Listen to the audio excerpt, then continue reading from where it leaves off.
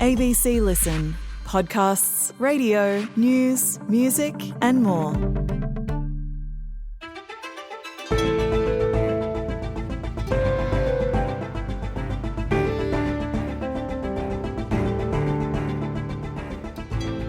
It may have passed you by, but right now, the big news publishers in Australia are in an almighty standoff with Mark Zuckerberg and the tech giant he controls, Meta.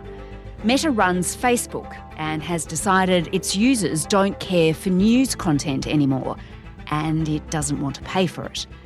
Today, when social media dumps news, is it game over for journalism? I'm Sam Hawley on Gadigal land in Sydney. This is ABC News Daily.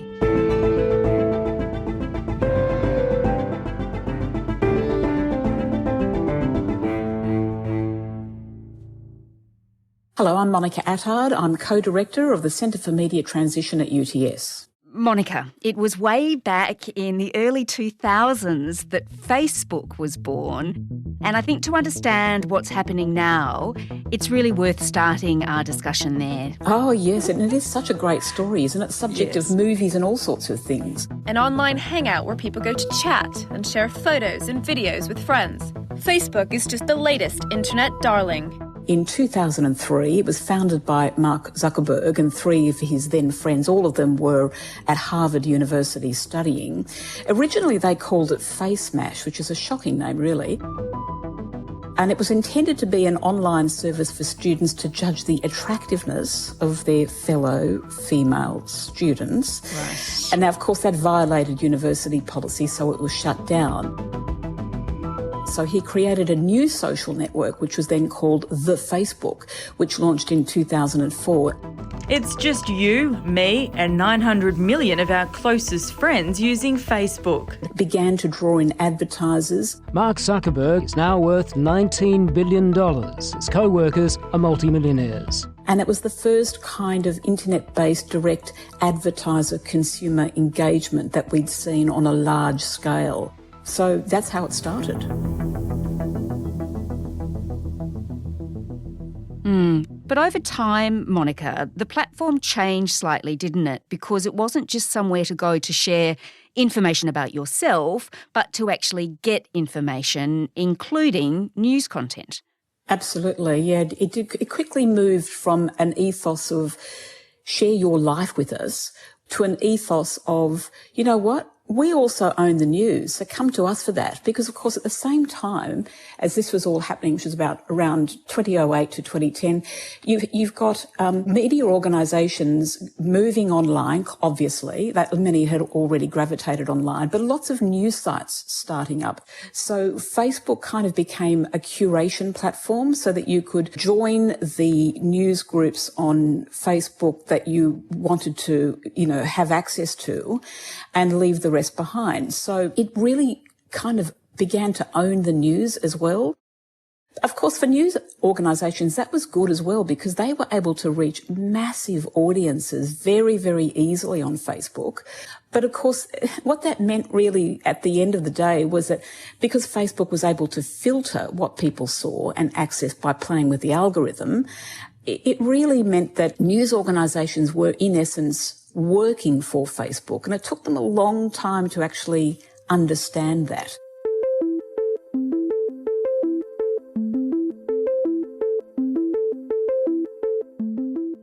And then in 2021, so fast forward a bit, the Australian government really cottoned on to this, didn't it? Because it became one of the first in the world under Scott Morrison to force Facebook to pay for that news content. He was really taking on the big American tech companies, not just Facebook, but Google as well. Absolutely. So the Australian Competition and Consumer Commission designed this scheme to get some sort of equity into the relationship between the platforms and news media businesses to redress what they saw as a power imbalance, where the platforms could use the content of news media to further their own profits, but were getting that product essentially for free. And of course, the loss of ad revenue, because online ad revenue was flowing to the platforms, not to the media organisations. So in March 2021, the government introduced to Parliament the News Media Bargaining Code. But important to note, of course, the law hasn't actually come into effect. It hasn't actually been triggered because unless the Treasurer designates a platform, it doesn't come into effect. There's a get out of jail cheaper than might otherwise be card on the table for the platforms to play. So in other words, if they negotiate, then the Treasurer doesn't need to designate the platforms. Right. So they did, in fact, negotiate and, negotiated these quite lucrative deals with news media businesses in Australia, which, are said to be worth upward of $200 million a year. So it's quite a lot of money. Okay, so Monica, just so I've got what you're saying right, under the legislation, the government could force the tech giants to negotiate with media organisations, and that's what's called designating. But they didn't need to use the law because they did the deals on their own. So basically, they came to the table, but not without a dummy spit. Oh, they most certainly did, yes. They pulled all their news content from the platforms in some sort of protest. Yes. A number of Australian Facebook users have reacted with shock and anger over the sudden decision to pull news from their feeds. Facebook pulling the plug, not just on Australian publishers of news, but the Bureau of Meteorology, emergency services, charities, universities. But then, of course, they backed down. After the public dust-up and tough talk came the concessions. We have announced some minor amendments and Facebook has indicated that it will be restoring news to its Australian pages. And they came up with deals with Australian news organisations, and as you say, they were really, really lucrative. It has been incredibly lucrative for some media organisations. For example, the ABC. The ABC was able to hire 60 people to bolster its regional offering. Some 55 news reporter positions were created, which is very significant, and 5 supporting positions. Guardian Australia was able to advance its operations too by, bringing forward plans to expand. The Australian not only hired new journalists, but also went into the education business with Google, creating a school of digital journalism.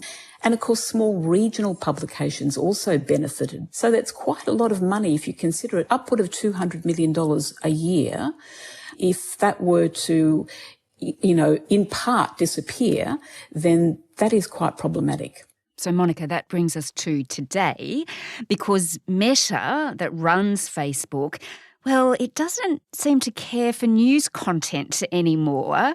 What's it had to say? What's it doing? So essentially the subject of these side deals in the shadows of the News Media Bargaining Code were for news media organisations to provide Meta with news content specifically created for them, which would appear under what they called the Facebook News tab. The irony here is that the News tab is not visible on your Facebook page. I mean, it's impossible to find. Mm-hmm. Because of that, Facebook says that traffic to the News tab has declined by some 80%. Well, of course it has, because nobody can find it. And what Meta has announced is that it's closing down News tab in April, and there will be no further negotiations with news media organisations. I think basically, what Meta is saying is that we played ball, we gave news a heap of money, it didn't deliver traffic for us, so we're out. And as it moves away from news and gets rid of that news tab, which you say you can't find anyway, that $200 million that news organisations have been receiving kind of dries up. And Facebook's refusal to strike new deals with media companies, it's really angered the former head of the Australian Competition and Consumer Commission, Rod Sims.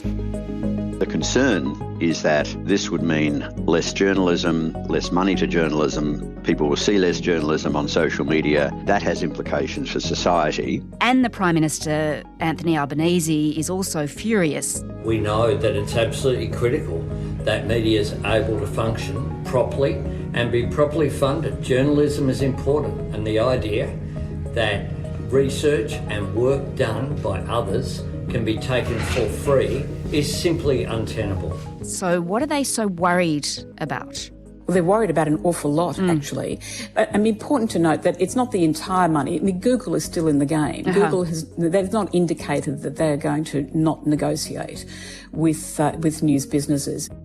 But the consequences are huge. I mean, a lot of these news businesses went on big hiring sprees in the last 3 years in an environment where, for example, for commercial media, subscriptions have kind of plateaued, where there's a deep distrust of mainstream news on top of that, and ad revenue remains basically in the gutter. And I think the government is very concerned that, the integrity of information might take a blow as well, because news will still be able to appear on Meta.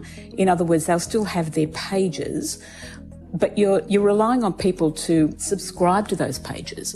If they don't, there's no benefit to news whatsoever.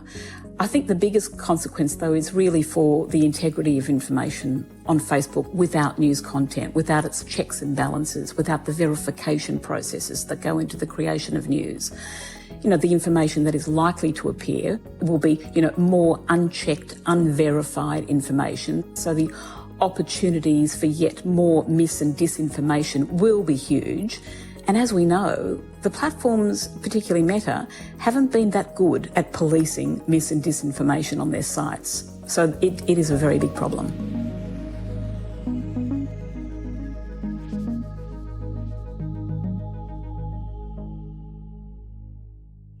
And then a flow-on from that, of course, is the concern about the health of democracy. Tell me, what is the government doing about this? Well, the Assistant Treasurer has said that, the government will use all levers within its control under the code. So let's assume that they're going to move to designate Meta. The Treasurer will designate Meta. But if Meta is designated, then it goes to compulsory arbitration, which is where a media company puts a figure on the worth of its product to Meta. If Meta refuses to negotiate or refuses to pay, then it's in breach of the Act. Big fines follow. But you'd have to assume that at some point, either before that arbitration or during it or when a decision is made, that they would pull the plug on news almost, completely. In other words, news sites don't have pages. You can't link to news items in your Facebook feed. That is what they've done in Canada, and it is likely to happen here as well. So, Monica, if governments can't make social media giants like Meta pay for news, or if they just get rid of news altogether from their platforms, how do governments then make sure that news organisations can remain viable into the future if they can't rely on that sort of money anymore? Well, I mean, Sam, it is the multi-million-dollar question, that one. Yes. And if I had an answer, I'd be charging for it because, there's no magic bullet, really. News has been disrupted in a state of flux, facing existential threat for almost 20 years. I think we need to rebuild trust in news and information produced by media organisations themselves. We need to wean people off sourcing their information from social media platforms that don't take verification seriously. We need to roll out media literacy programs to show people, how to distinguish between good and bad information. At the end of the day, the government has to step in and put a value on news as a public good. Now, of course, that comes with its own issues. How do you value news? How do you stop interference in news output if it's funded by government? How do you convince people that because government is funding it, that it can be trusted? Of course, the ABC has managed to do that, but it has, decades of history to support that claim of independence. The fourth estate is a pretty important part of our democracy. Without it, we are in trouble. We are really in trouble.